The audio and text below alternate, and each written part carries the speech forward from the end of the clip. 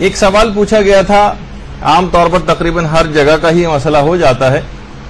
کہ ہمیں مختلف اداروں میں کام کروانے کے لیے جو پیسے وغیرہ دینے پڑتے ہیں رشوت کے طور پر، تو کیا وہ ہمارے لیے جائز ہے؟ جیسا کہ ہم دیکھتے ہیں صرف یہ یہاں کا مسئلہ نہیں، تقریباً یہ پوری دنیا کا مسئلہ ہے۔ ہمارے یہاں کیونکہ برائی میں ذرا اسپیشلائزیشن زیادہ ہو جاتا ہے تو زیادہ تخصصی میں ہم لوگ چلے گئے، ورنہ یہ ہے ہر جگہ ہی کا مسئلہ۔ رشوہ یا رشوہ بھی اس کو کہا جاتا ہے، اور اس کے متعلق علماء فرماتے ہیں کہ یہ ادلہ اربعہ سے بھی ثابت، ادلہ اربعہ یعنی چاروں، قرآن سے، حدیث سے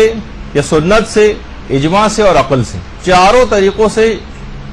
اس کی حرمت ثابت ہے رشوت کی۔ اور باقاعدہ قرآن کے اندر تو وَلَا تَأْكُلُوا أَمْوَالَكُمْ بَيْنَكُمْ بِالْبَاطِلِ وَتُدْلُوا بِهَا إِلَى الْحُكَّامِ، سورہ بقرہ کی آیت نمبر 188 جو ہے، اپنا مال، آپس میں ایک دوسروں کا مال حرام طریقے سے مت کھاؤ، اور نہ ہی حکام کو یہ سب چیزیں رشوت کے طور پر دو، ان اموال کو، یعنی جو مفہوم ہے آیت کا۔ تو ہمارے کتنے ہی علماء نے، جیسے مصباح الفقہا کی پہلی جلد میں بھی یہ بات خاص طور پر لکھی ہے کہ رشوت نہ دے کر ہی رشوت کو ختم کیا جا سکتا، کہ باقاعدہ علماء کے اقوال میں سے، جس کو اکثر لوگ آج کل نہیں مانتے۔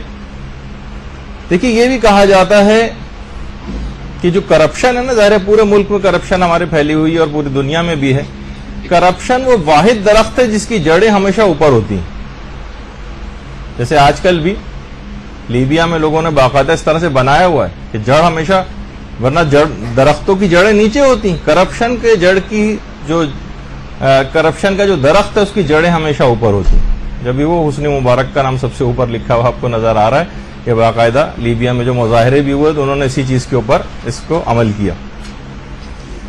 اور ہمارے ہاں بھی آپ دیکھتی ہیں کہ وہ جو شعر بھی بڑا مشہور ہے کہ لے کے رشوت پھنس گیا ہے، دے کے رشوت چھوٹ جا۔ تو دونوں طریقوں سے یہ سب چیزیں رائج ہو جاتی ہیں۔ اچھا، احادیث مبارکہ میں بھی اس کی حرمت بہت آئی۔ دیکھیے بہت سی چیزیں بہت عام ہو گئی ہیں، لیکن کسی چیز کا عام ہونا اس کی دلیل اباحت نہیں بنتا کہ بھائی یہ تو چیز اب ہر جگہ ہی ہو رہی ہے تو یہ تو حرام جو ہے حلال ہو ہی گیا ہے، ایسا نہیں۔ ابھی مسائل آگے چل کر آئیں گے اس کے۔ حدیثوں میں رشوت کو کہا گیا کہ کفر سے نزدیک ترین چیز ہے، اور یہ بھی فرمایا حدیث کے اندر کہ خود سے رشوت کو دور کرو کیونکہ یہ کفر سے نزدیک کرتی ہے، اور جو شخص بھی رشوت لیتا ہے وہ جنت کی خوشبو بھی نہیں سونگھ سکے گا، جنت کی خوشبو بھی نہیں سونگھ سکتا ایسا شخص۔ وسائل الشیعہ کی 12ویں جلد میں بھی جو حدیث نمبر 1 ہے وہ یہی۔ اچھا، قرآن سے بھی ثابت ہے، جیسے کہ آپ نے آیت کے اندر سنا، احادیث مبارکہ سے بھی ثابت ہے، کچھ حدیثیں ابھی آگے چل کر بھی آئیں گی، اجماع سے بھی ثابت ہے۔ جواہر الکلام میں علامہ محمد حسین نجفی، جنہوں نے جواہر الکلام فقہ کی ہماری انتہائی معتبر اور بہترین کتاب سمجھی جاتی، اس کی 22ویں جلد میں انہوں نے اس بات کو کہا ہے، جواہر الکلام، جواہر الکلام ان کی کتاب کا نام ہے، اور علامہ محمد حسین نجفی کی کہ تمام مسلمانوں کا اس کی حرمت پر اجماع ہے، تمام مسلمان، کوئی فقہی مسالک کا اختلاف بھی نہیں۔ اور خود چوتھی جو دلیل ہے ہمارے پاس کسی بھی حکم خدا کو نکالنے کے لیے وہ ہے عقل۔ عقل سے بھی رشوت کی حرمت کا حکم ثابت کہ جب رشوتیں اس طرح سے لی اور دی جانے لگتی ہیں تو پورا معاشرہ فساد کا شکار ہو جاتا ہے۔ یہی وجہ ہے کہ ہمارے علماء میں سے مقدس اردبیلی فرماتے تھے کہ اگر اس رشوت کی حرمت کا حکم نہ قرآن میں ہوتا، نہ حدیث میں ہوتا، نہ اجماع سے ثابت ہوتا، تب بھی عقل بہت کافی تھی اس کی حرمت کا حکم لگانے کے لیے۔ بقیہ 3 دلیلوں سے تو تاکیدات مزیدہ آ گئی ایک لحاظ سے، لیکن صرف عقل بھی بہت کافی۔ اور مجتہدین کے اگر آپ فتاوے اٹھا لیں امام خمینی کے فتاوا، آیت اللہ خوئی کے فتاوا، آیت اللہ فاضل انکرانی کے، صافی گل پائگانی کے، ناصر مکارم، نوری حمدانی، آیت اللہ بہجت اور وحید خراسانی اور اسحاق فیاض، جتنے بھی علماء ہیں تقریباً سب کا نظریہ وہی ہے کہ وہ تمام افراد کے جن لوگوں کا کام ہی لوگوں کی خدمت کرنا، جو اپوائنٹ ہی اس وجہ سے ہوئے ہیں کہ وہ لوگوں کی خدمت کریں، ان کا کام ہی یہی ہے، ان کو رشوت دینا بھی حرام ہے اور ان کا رشوت لینا بھی حرام ہے، اور وہ افراد جو کہ رشوت قبول کر رہے ہیں وہ اس کے مالک بھی نہیں بنتے، اور اگر وہ اس سے پہلے رشوتیں لے چکے ہوں اس طرح سے تو ان کے لیے واجب ہے کہ وہ رشوتوں کو، ان پیسوں کو واپس کریں، اور اگر ان پیسوں کا مالک ان کو نہ مل رہا ہو تو حاکم شرع کو دیں، یا حاکم شرع کی وکیل یا ان کے کسی نمائندے کی اجازت سے اس کو صدقہ کریں، اس پیسے کو جتنا بھی اب تک انہوں نے کمایا۔ امام خمینی نے تحریر الوسیلہ کی دوسری جلد کتاب القضاء میں، اور آیت اللہ خامنئی نے اجوبۃ الاستفتاءات میں اور آقا یہ مسئلہ لکھا ہے، اور آیت اللہ سیستانی اور آیت اللہ وحید خراسانی نے بھی یہی بات کہی ہے۔ باقاعدہ سوال پوچھا گیا سارے علماء سے، تو وہاں سے جواب یہی آئے کہ عام طور پر ہمیں اپنا حق لینے کے لیے بعض اوقات رشوت دینا پڑتی، ہم کوئی حرام کام نہیں کروا رہے، نہ کسی کو اس کے حق سے محروم کر رہے ہیں، ہمارا ہی حق ہے لیکن وہ کام اتنا سلو کر رہا ہے، وہ ہماری فائل ہی آگے نہیں بڑھ رہی، کوئی اور طریقہ بھی ہمارے پاس نہیں، تو وہاں سے جواب یہ آیا سوائے آیت اللہ خامنئی کے جواب کی، یعنی باقی سارے مراجع کا، آیت اللہ سیستانی ہو، وحید خراسانی ہو، فرماتے ہیں کہ اگر گرفتن حق منحصر با این راہ باشد اشکال نہ دارد، اگر کوئی اور طریقہ موجود ہی نہ ہو سوائے اس کے کہ ہمیں رشوت دے کر ہی اپنے حق کو لینا ہو، اور کوئی طریقہ ہی ہمارے پاس نہیں، ہم اپنا کام کیسے کرائیں، تو پھر اس میں کوئی حرج نہیں، ولے برگیرندہ پول حرام است، البتہ وہ شخص جو پیسے لے رہا ہے اس کے لیے وہ پیسے لینا حرام، یعنی ہم جو پیسے دے رہے ہیں اپنا کام کروانے کے لیے، ہمارے لیے وہ، کیونکہ کوئی اور راہ ہی نہیں ہے ہمارے پاس، کیسے ہم اپنے کام کو کروائیں، وہ تو روک کے بیٹھا ہوا ہے ہماری فائل، تو ٹھیک ہے اس مجبوری کی حالت میں تم رشوت دے سکتے ہو، لیکن اس شخص کا لینا حرام۔ یہ تو سارے مراجع نے اجازت دی سوائے آیت اللہ خامنئی کی۔ آیت اللہ خامنئی فرماتے ہیں کہ پرداخت رشوہ و گرفتن در ہر حال حرام است، ہر چند برائے رسیدن بحق باشد، کہ رشوت کا دینا اور اس کا قبول کرنا ہر حال میں حرام ہے، چاہے حق کو اپنے لینے کے لیے ہی کیوں نہ ایسا کرنا پڑ رہا نہیں، تو لکھا ہوا نہیں ہے، ورنہ احتیاط واجب ہوتا تو آپ کو بتاتے۔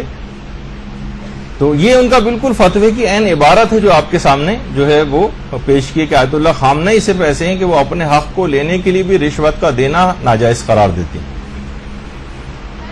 اچھا ابھی نہیں، سوال نہ پوچھیے، ابھی تو تفصیل آگے ساری چیزوں کی آ جائے۔ اچھا اب آیت اللہ وحید خراسانی نے منہاج الصالحین کی تیسری جلد میں اس مسئلے کو لکھا، اور آیت اللہ سیستانی نے تو اپنی ویب سائٹ ہی کے اوپر اس مسئلے کو ذکر فرمایا، اور دونوں وہ افراد بھی فرماتے ہیں کہ رشوت جو ہے وہ فقط قضاوت، اصل میں جو رشوت کی تعریف ہے نا وہ صرف ہے کہ حاکم شرع کو، کیونکہ اصل میں جو جج ہونا چاہیے وہ کسی بھی اسلامی حکومت میں، بلکہ اسلامی حکومت نہ بھی اگر کسی جگہ پر ہو تب بھی بہرحال حاکم شرع کے پاس ہی اپنے کیس کو لے کر جانا، جیسے کہ میں نے پچھلی دفعہ بھی بتایا تھا کہ صرف صحیح طور پر تو یہی ہے کہ حاکم شرع کے پاس ہی اپنے فیصلہ کروانے کے لیے ہم جائیں، لیکن کیونکہ اگر حاکم شرع یہاں پر اویلیبل نہیں ہے تو مجتہدین کی طرف سے جہاں سے بھی ہم کو انصاف ملتا ہو، کوئی سا بھی کورٹ، اس میں جا کر بھی اپنے کیس کو لے جایا جا سکتا ہے۔ لیکن فرمایا کہ رشوت کا اصل جو حکم ہے وہ صرف باب قضاوت میں، یعنی صرف اور صرف جج کو یا جو حاکم شرع ہوتا ہے اس کا فیصلہ بدلنے کے لیے رشوت دی جائے، یہ اصل میں رشوت ہے، اور اس کے علاوہ جو اور پیسے لیے اور دیے جاتے ہیں یہ اصل میں رشوت کی حقیقی تعریف پر پورے نہیں اترتے۔ جو اصل جو رشوت کا حکم ہے وہ صرف کورٹ کے کیسز وغیرہ کے اندر ہے، وہ بھی حاکم شرع کی عدالت میں، لیکن یا تو یہ ہے کہ مثلا ہم حاکم شرع کو فیصلہ بدلنے کے لیے ہمارے خلاف جا رہا ہے، ہم چاہیں کہ ہم رشوت دے کے اپنے حق میں فیصلہ کروا لیں، یہ اکثر علماء اس کے بھی قائل ہیں کہ ہم ذرا جلدی کروا لیں فیصلہ، اگرچہ کچھ علماء نے فیصلہ جلدی کرانے کے لیے اگر ہم حق پر ہوں تو جلدی کرانے کے لیے اس کی حرمت کا حکم نہیں لگایا، لیکن اکثر مراجع نے جلدی کرانے کے لیے بھی حرام قرار دیا۔ لیکن اصل میں جو مسئلہ ہے کہ پھر یہ اس طرح کی رشوت لینا اور دینا پھر کیوں حرام ہے، جبکہ باب قضاوت سے ہم تو عام طور پر مختلف حکومتی اداروں میں مثلا رشوتیں دے رہے ہیں اور لے رہے ہیں۔ تو پھر علماء نے فرمایا کہ اصل میں اس کا حرمت کا حکم نکلتا ہے مخالفت نظام سے۔ یہ لکھا ہے اس کے اندر، یہ جو فتویٰ آپ کے سامنے ہے اور یہ سارے مراجع کا بھی ہے،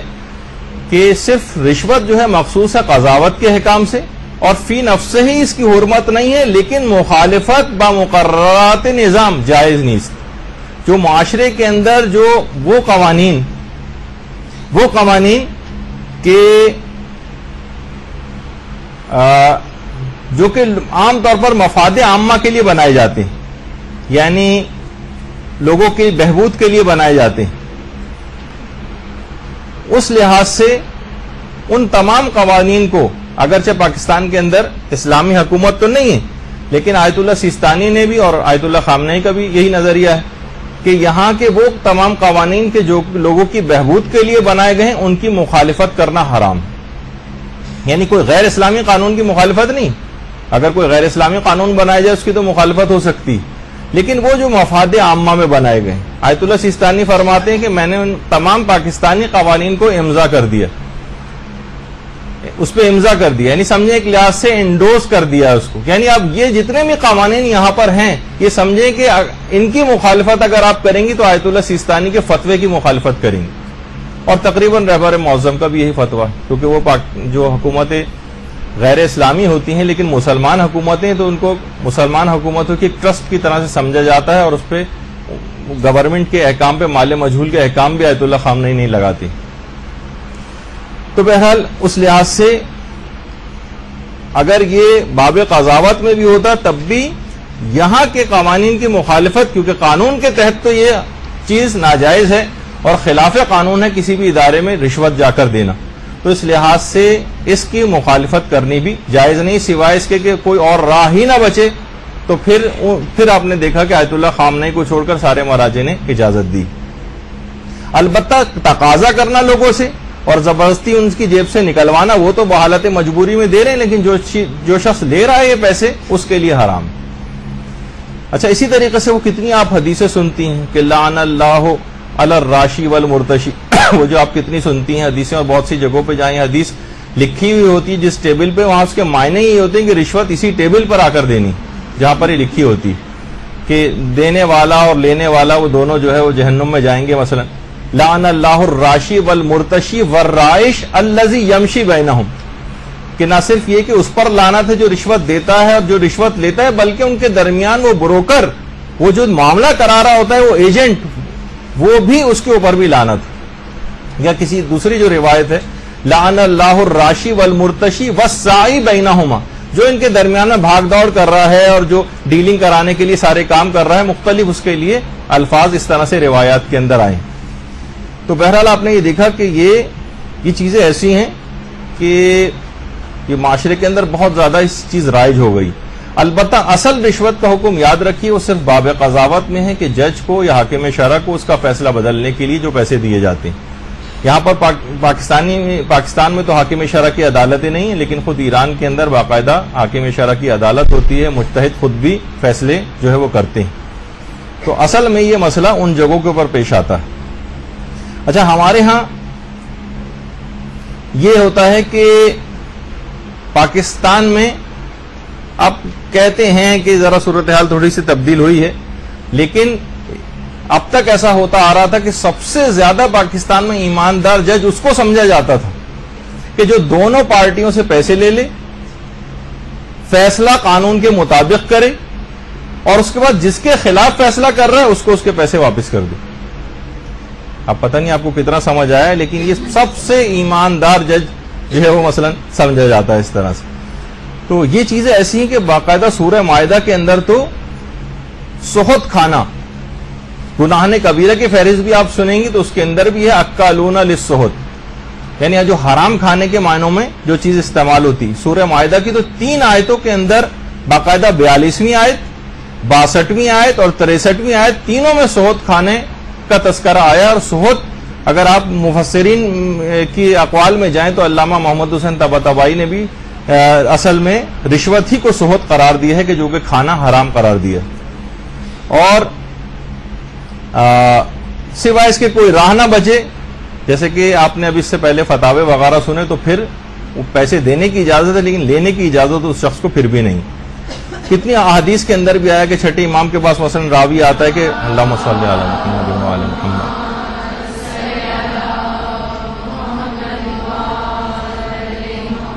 کہ مولا میں اپنے خلیفہ کے آدمیوں کو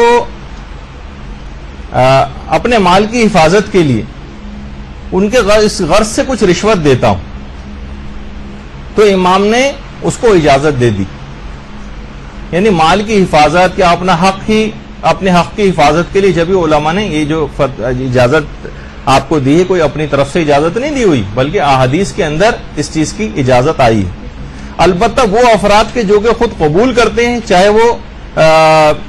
یعنی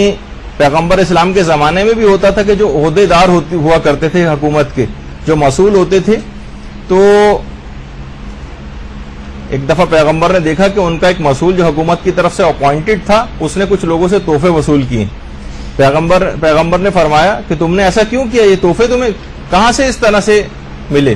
جو مفہوم ہے روایت کا، تو اس شخص نے کہا کہ یا رسول اللہ، یہ میں نے خود نہیں مانگے بلکہ ان لوگوں نے خود ہی مجھے دی ہیں. پیغمبر نے کہا اگر تم اپنے گھر میں ہوتے اور اس عہدے کے اوپر اگر تم نہ ہوتے تو کہ لوگ تب بھی تم کو یہ سب تحفے دیتے. تو بہرحال پیغمبر نے اس لحاظ سے اس کو نہ صرف اس کی سرزنش کی بلکہ روایت میں ہے کہ اس کو بعد میں معزول بھی کر دیا. تو بہرحال یہ اس طرح کی چیزیں ہیں، اور بہت سی چیزیں ایسی ہیں کہ جو رشوت ہی کے طور پر، جیسے کہ اکثر لطیفوں میں بھی یہ چیز ہوتی ہے کہ شادی کے متعلق کہا جاتا ہے کہ ایسی رشوت ہے یہ کہ جو گھر کی دیکھ بھال کرنے والی عورت کو یہ سوچ دیتی ہے کہ وہ گھر کی مالکن. شادی کو اس لحاظ سے ایک رشوت کہا گیا، اور ان کے غرض سے نہیں، اپنے مال کی حفاظت کے غرض سے.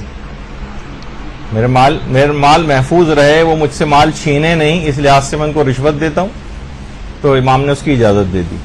تو بہرحال دیکھیے رشوتوں کا معاملہ یہاں پر چل رہا ہے ہر جگہ پر، اور صرف ایک ہی شخص ایسا ہے کہ جس کو ہم دیکھتے ہیں کہ جو رشوت قبول نہیں کرتا ہے، اور وہ ہے ملک الموت. ملک الموت صرف رشوت قبول نہیں کرتا. البتہ اس کے لیے بھی ایک ہے کہ حضرت اسرائیل کے لیے بھی بہت سے علماء کی اس میں سیرت میں ملتا ہے کہ وہ بہت سے نیک اعمال کرنے کے بعد حضرت اسرائیل کو ہدیہ کرتے ہیں تاکہ وقت مرگ آسانی کے ساتھ روح کو قبض کرے. لیکن وہ بھی ایک چیز بالکل جائز ہے اور ایسے کوئی اس کے اندر حرام پہلو نہیں. اچھا، اب تو ایک سوال یہ ہو گیا مکمل. اس میں ہو سکتا ہے کہ چند ایک باتیں ابھی تشنا رہ گئی ہوں، لیکن ہم تیز رفتاری سے ذرا آگے بڑھنا ہے کیونکہ آج وقت بہت کم ہے. برحمتک یا ارحم الراحمین وصلی اللہ علی محمد و